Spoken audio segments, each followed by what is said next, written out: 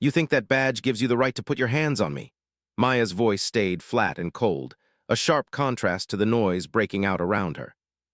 Officer Coleman's lip curled into a sneer, his hand dropping to the heavy baton on his belt. I run this room, sweetheart. You're just another troublemaker in a hoodie. Get down on the floor before I make you. He came at her fast, throwing his full weight forward, certain this would end the way it always did. He had no idea he was about to put his hands on a trained special operations soldier who had walked out of war zones most people only see in movies. In the next 3 seconds, the hunter was about to become the hunted. The air inside the Cobb County Courthouse was thick and still, carrying the faint smell of cleaning solution, nervous sweat, and the cheap cologne of overworked lawyers rushing between cases.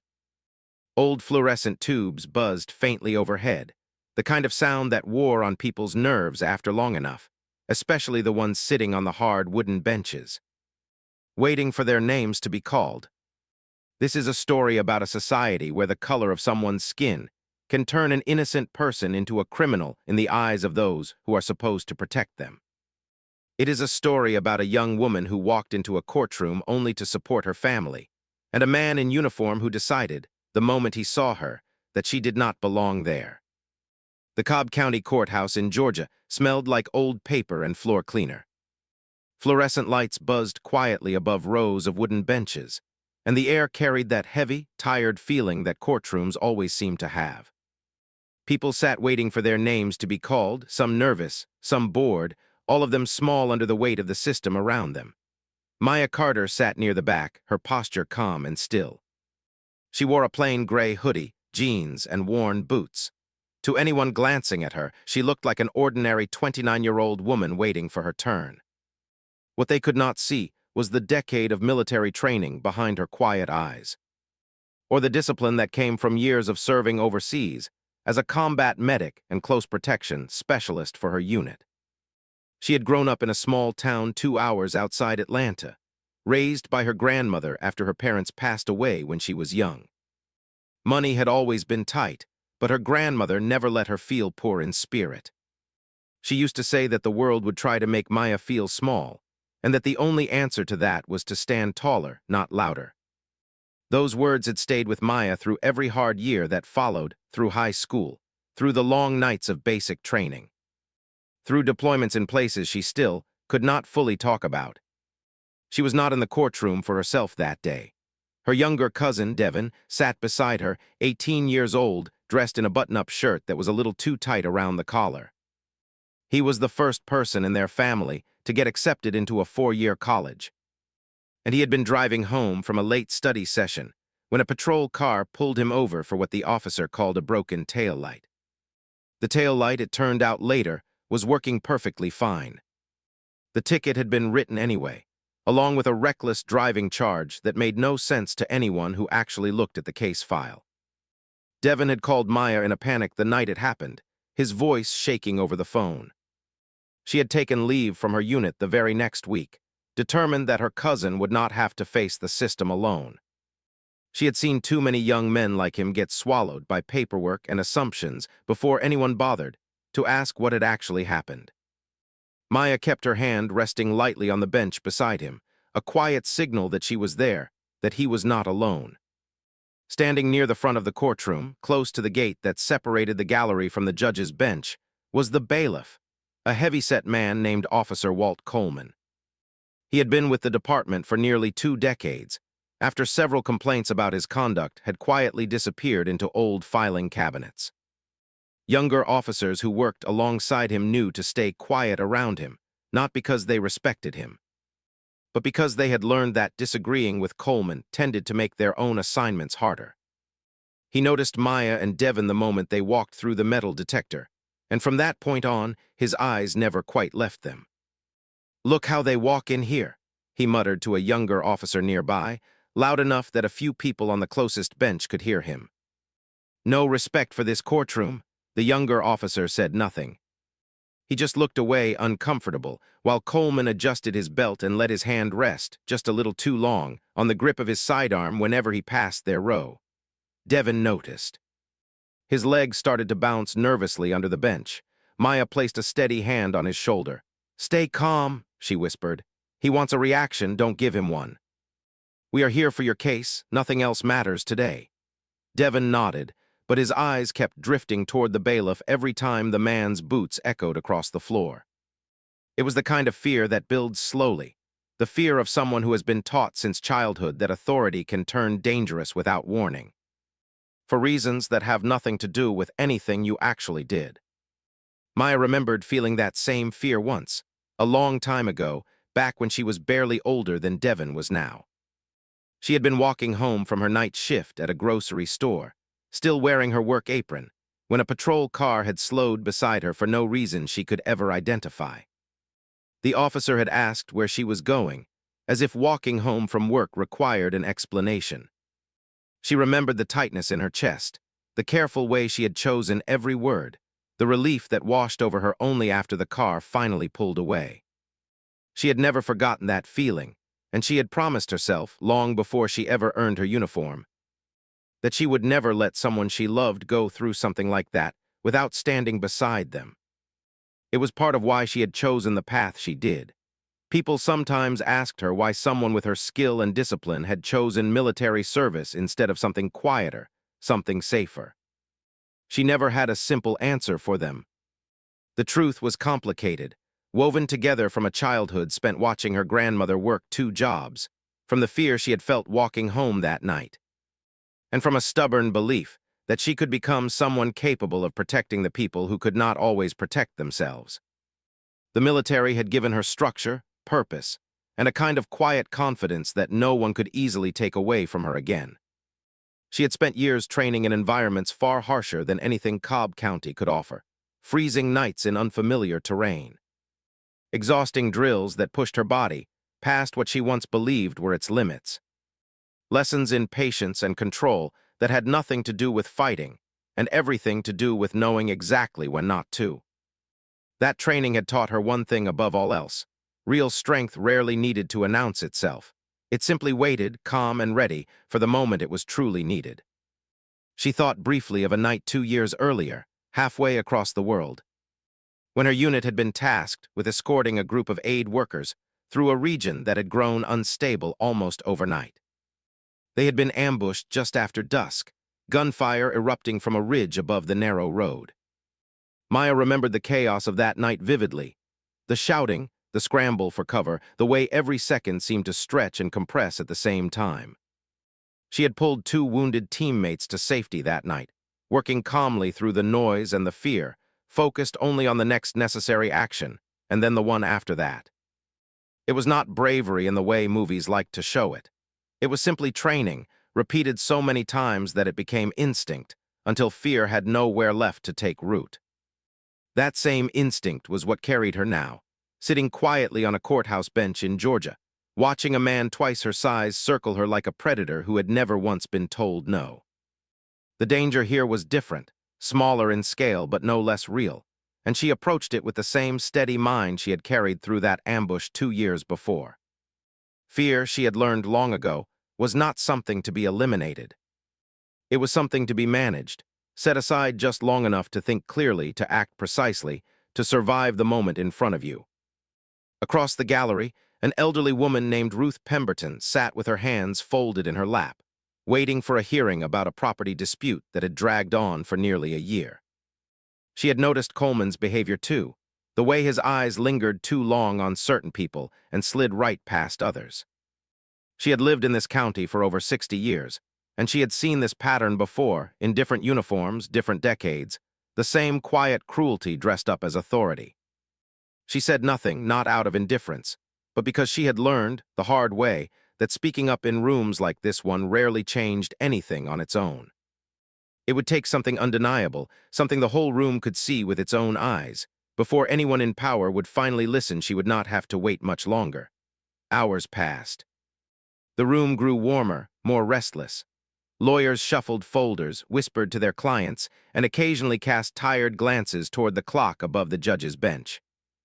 Coleman made his slow loops around the gallery, pausing near Maya and Devon's row more often than seemed necessary, always finding some small excuse to linger. At one point, He stopped directly in front of Devon and tapped the side of his boot against the young man's sneaker. "Watch your feet, son," he said, his voice carrying just enough mockery to make a few heads turn. "Wouldn't want you tripping anybody up."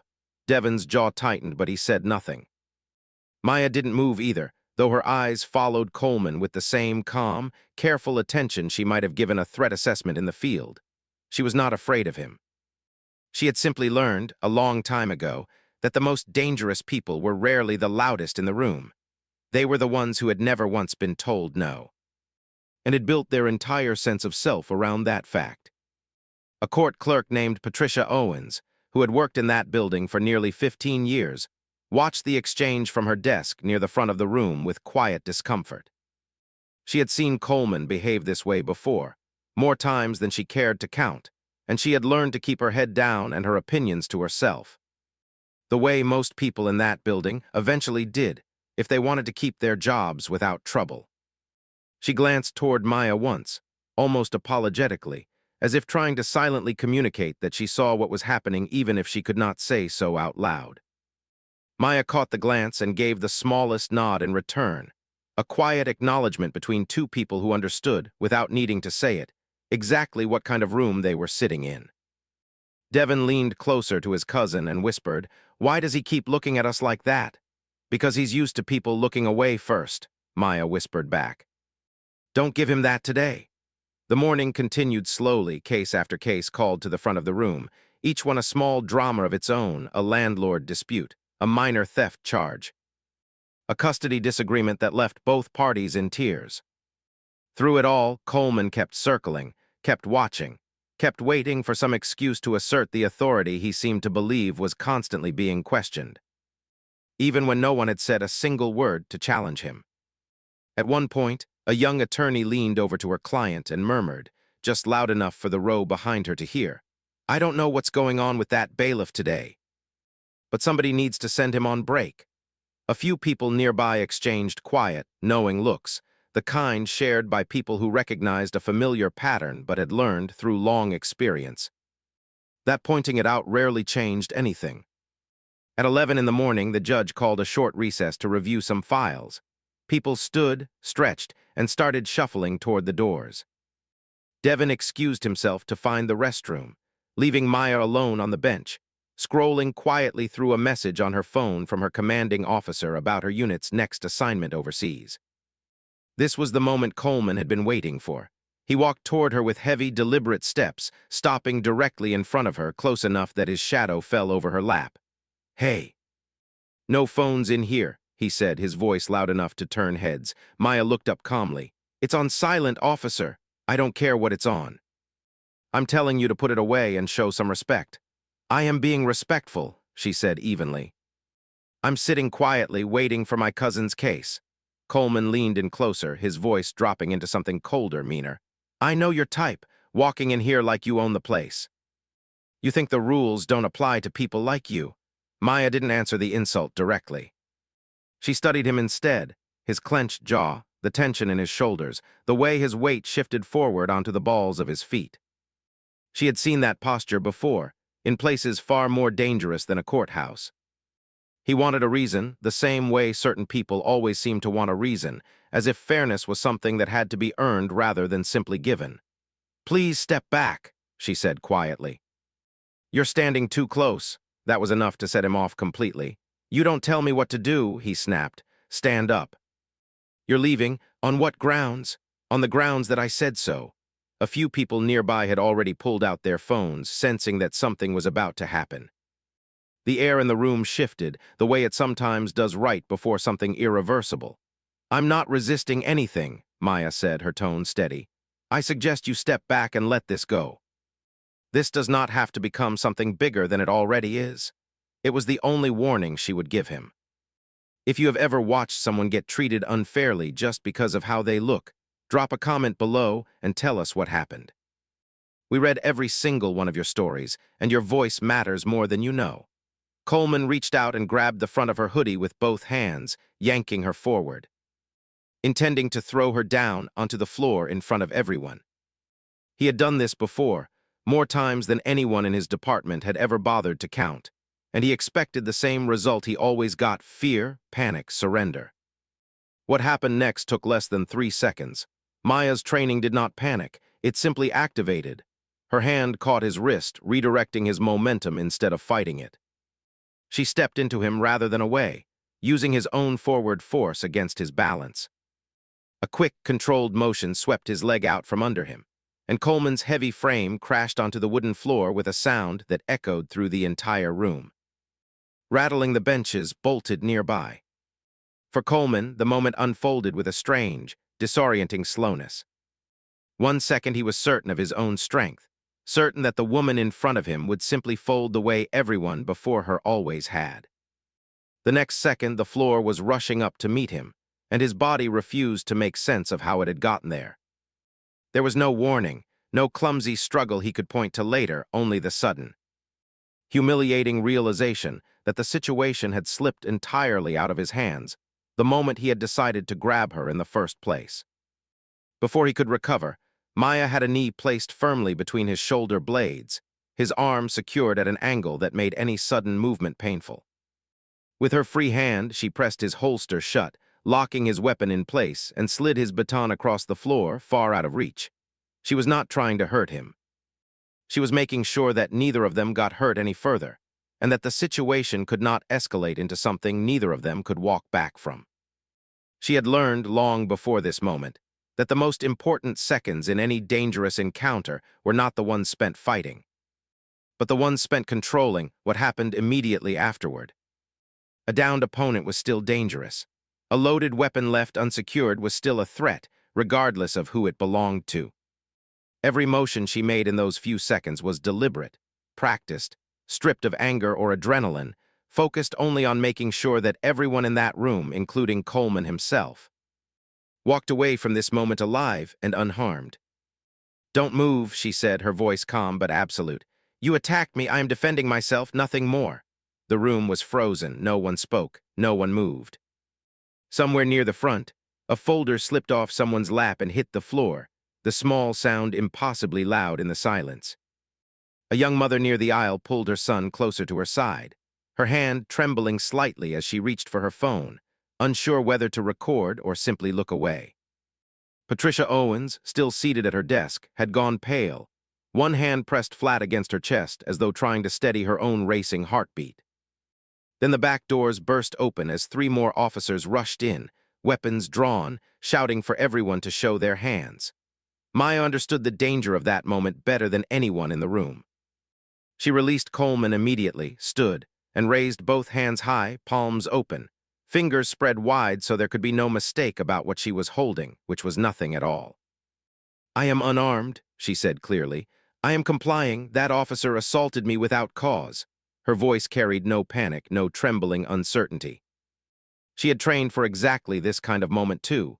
The seconds immediately after a threat had been neutralized, when fresh responders arrived with their own fear and their own assumptions.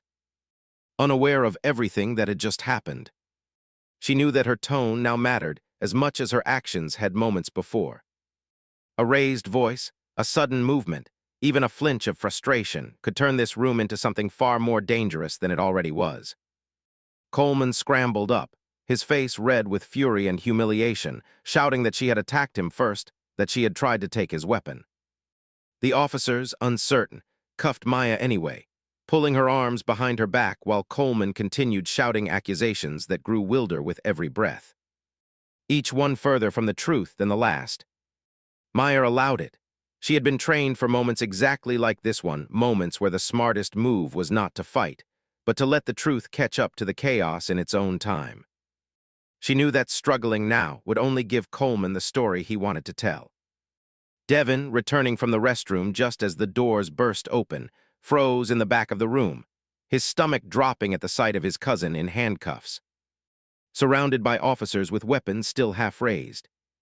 He wanted to shout, to explain, to do something, but years of watching his community taught him that the wrong move now could turn a frightening moment into a tragic one. He stayed exactly where he was, hands visible, breathing hard, trusting that his cousin knew exactly what she was doing. That was when Judge Whitfield stepped out from behind his chambers, drawn by the noise. "What is happening in my courtroom?" he demanded, his voice cutting through the murmurs like a blade. Judge Whitfield was a man in his early 60s who had presided over this courtroom for nearly 20 years. He was known among local attorneys as strict but fair, a man who valued order above almost everything else, and who rarely tolerated disruption of any kind. For a brief moment, his first instinct was frustration, another disturbance, another delay in an already crowded docket. But as his eyes moved across the scene in front of him, that frustration slowly gave way to something closer to suspicion. Coleman immediately launched into his version of events, that Maya had attacked him without warning, that she was dangerous, that she needed to be taken downstairs immediately, that the entire gallery had seen her go for his weapon. The judge studied the scene quietly. The overturned chair, the panting bailiff, several civilians holding up their phones, and the calm, composed woman standing in handcuffs in the center of the aisle. Something about the picture did not add up, and Judge Whitfield had spent enough years on the bench to trust that instinct. In his experience, people who had genuinely just survived a violent attack rarely looked the way Maya did in that moment. Steady, controlled, her breathing even. Her eyes calm rather than wild with adrenaline. Coleman, by contrast, looked exactly like a man who had lost control of a situation he had created himself. "Is this true?" he asked her directly. "No, Your Honor," Maya said, looking him in the eye without flinching. "Officer Coleman targeted me from the moment I walked in. He invaded my space, insulted me, and grabbed me first. What you're seeing is the result of his own actions, not mine."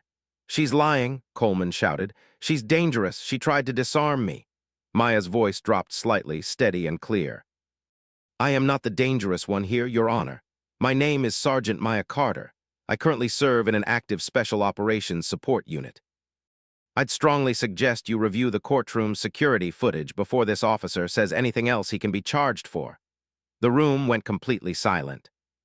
Coleman's face lost its color, the bravado draining out of him as quickly as it had appeared. A few people in the gallery exchanged glances, the kind shared by people who suddenly suspect they are witnessing something far more significant than they first realized. The judge ordered the footage pulled immediately. While they waited, Coleman stood near the bailiff's station, sweating, glancing nervously at the ceiling cameras, searching for some way out of the hole he had dug for himself. There wasn't one. 20 years of small, unchecked cruelties had finally caught up to a single, undeniable recording. He thought, briefly, of all the times before this one when no camera had been rolling, when his word alone had been enough to end a conversation, to end a complaint, to end any question of his conduct entirely. That certainty, the quiet confidence that had protected him for 2 decades, had finally run out, and he could feel it slipping away with every passing second of silence in that courtroom. When the recording played on the courtroom screen, it showed everything: Coleman's whispered insults, his aggressive posture, and the unprovoked grab that started it all. It showed Maya's restrained, controlled response and nothing more. The footage did not lie, and unlike Coleman, it never would. The judge set the tablet down slowly. "Remove her handcuffs immediately." An officer fumbled with the keys, releasing Maya's wrists. She rubbed them once and said nothing, her eyes steady on Coleman, not with hatred, but with the calm certainty of someone who had already known how this would end. "Officer Coleman," the judge said, his voice hard as stone, "I have overlooked complaints about your conduct for years. But this, assaulting a citizen without cause, then lying to my face about it, this ends today. You are under arrest for assault and for providing false statements under oath." Coleman opened his mouth to argue, but the judge cut him off with a single look. Within moments, the same handcuffs that had been placed on Maya were locked around Coleman's wrists instead. The metallic click echoing through a courtroom that had finally remembered what justice was supposed to sound like. He was led out of the courtroom that had once been his to control, stripped of his badge, his weapon, and whatever respect he believed he still had. He did not look at anyone on his way out. He could not. In the weeks that followed, the footage from that courtroom spread far beyond Cobb County. People across the country watched the video, drawn not just by the dramatic ending, but by what it represented, a quiet reminder of how easily someone's skin color can turn them into a suspect in the eyes of people sworn to protect them. News outlets picked up the story.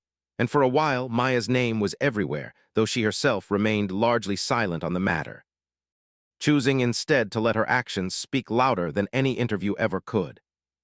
Local community groups organized meetings to discuss what had happened, inviting residents to share their own experiences with the same department.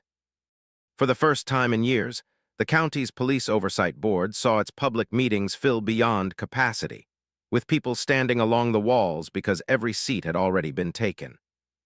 Ruth Pemberton, the elderly woman who had quietly watched the entire incident unfold from across the gallery, stood up at one of those meetings and described what she had seen that day in careful, measured detail.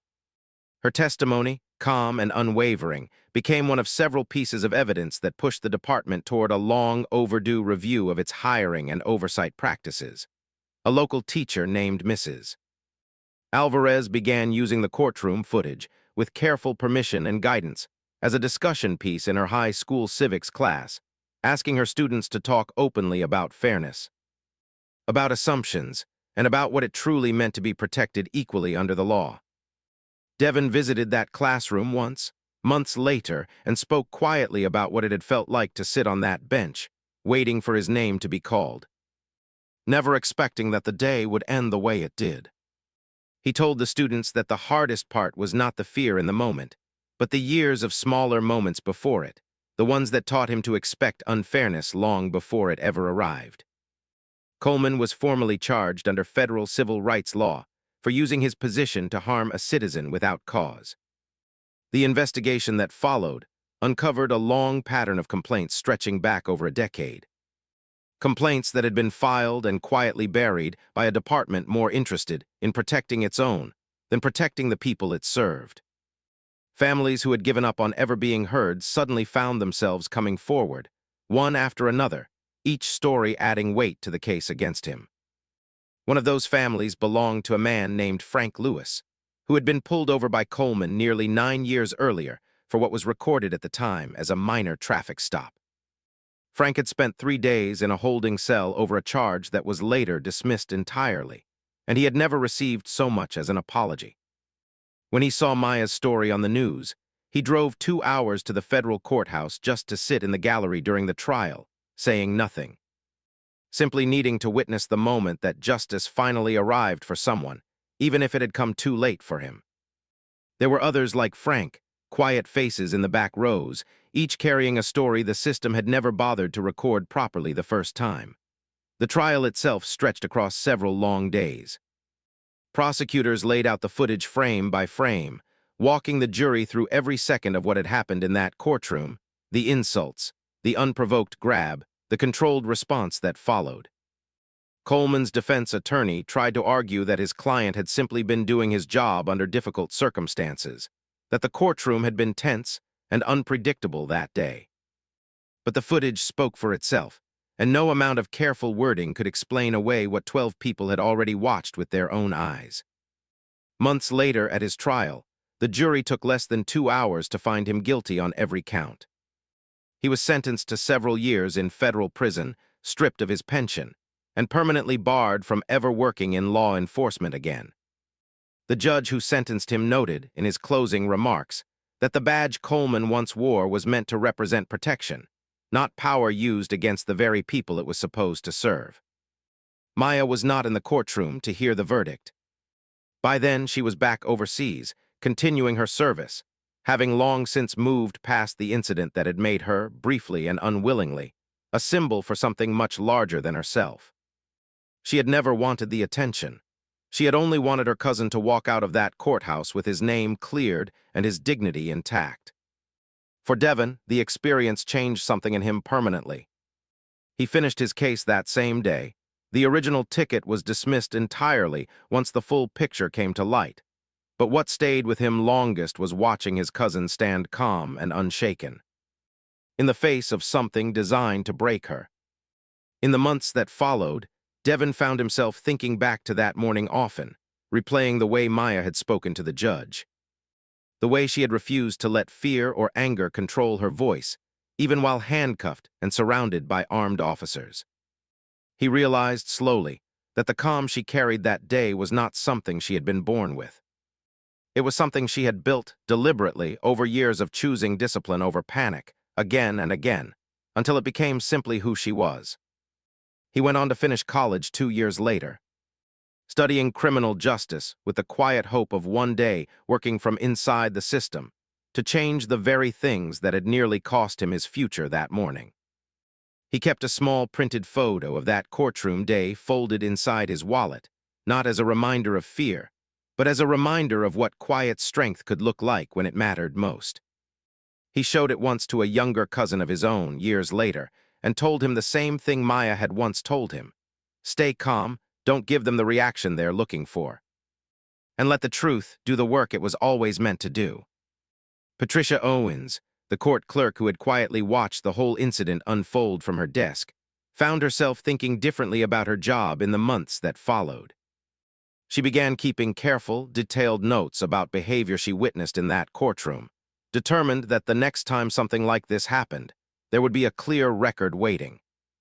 Rather than silence, she never spoke publicly about what she had seen, but those close to her noticed a new quiet resolve in the way she carried herself at work.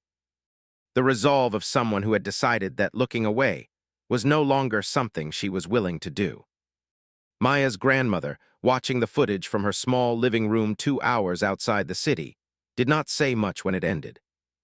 She simply nodded once, the way she always did when something confirmed what she had believed all along, and said quietly to herself that she had raised her granddaughter to stand taller, not louder, and that the world on that particular day had finally listened.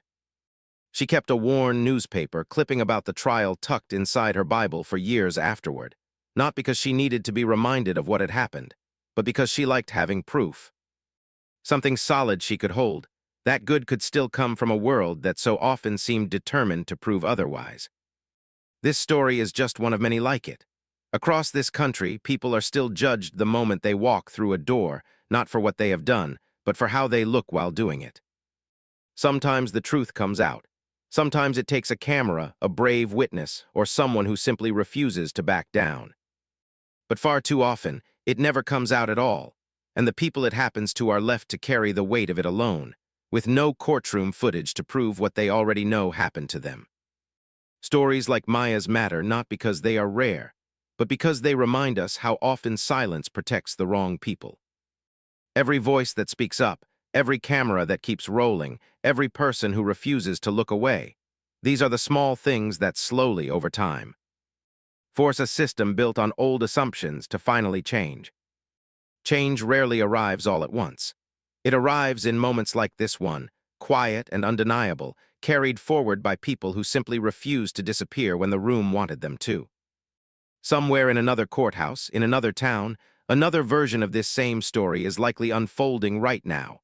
A quiet person, judged before they have spoken a single word, waiting to see whether this will be the day the system finally sees them clearly. We will never know most of those stories. They happen without cameras, without footage, without a Judge Whitfield willing to ask the right question at the right moment. But every time one of these stories does come to light, it chips away just a little more at the silence that allows the rest to continue unseen. That is why stories like this one are worth telling, again and again, until the telling itself is no longer necessary. Have you or someone you know ever experienced something like this, being treated differently just because of your race? Tell us in the comments below. We want to hear your story, and we read every single one. If this video moved you, please hit that like button, share it with someone who needs to see it, and subscribe so you never miss the next story. Stay aware, stay kind, and we'll see you in the next one.